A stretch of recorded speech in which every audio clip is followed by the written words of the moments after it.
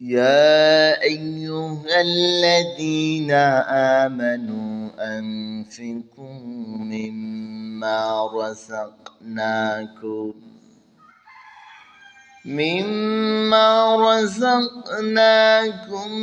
من قبل أن يأتي أحدكم الموت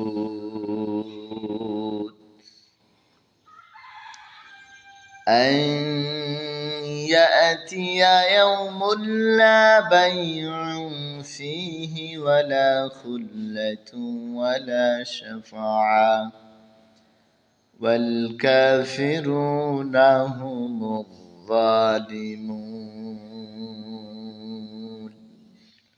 রব্বুল আলামিন বলেন, ইয়া আইয়ুহাল্লাযীনা আমানু, হে বিশ্বাসীগণ,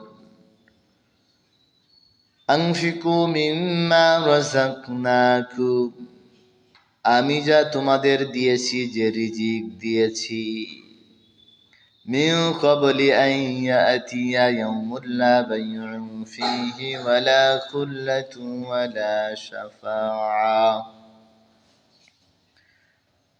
তা থেকে দান করো সেই দিন আসার পূর্বে, যেই দিন ক্রয় বিক্রয়, বন্ধুত্ব এবং সুপারিশ থাকবে না। ওয়াল কাফিরুনা হুমুয যালিমুন, অবিশ্বাসীরাই সীমা লঙ্ঘনকারী, অবিশ্বাসীরাই বড়ই জালেম।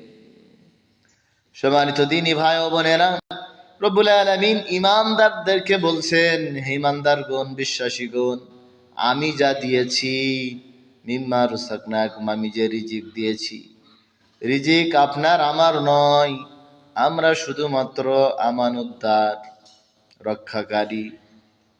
সাময়িক সময় আমাদের কাছে আল্লাহ তাআলা আমানত রেখেছেন।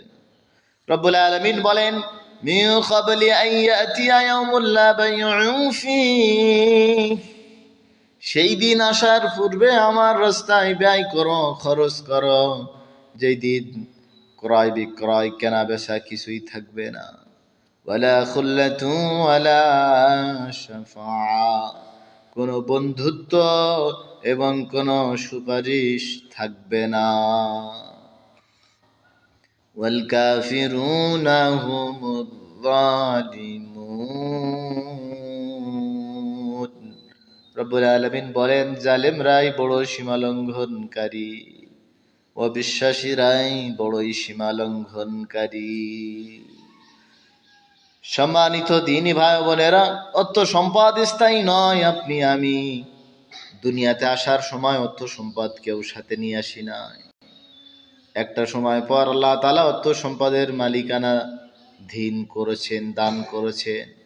আবার আপনি আমি যখন মৃত্যুবরণ করব, অর্থ সম্পদ সব রেখে চলে যেতে হবে।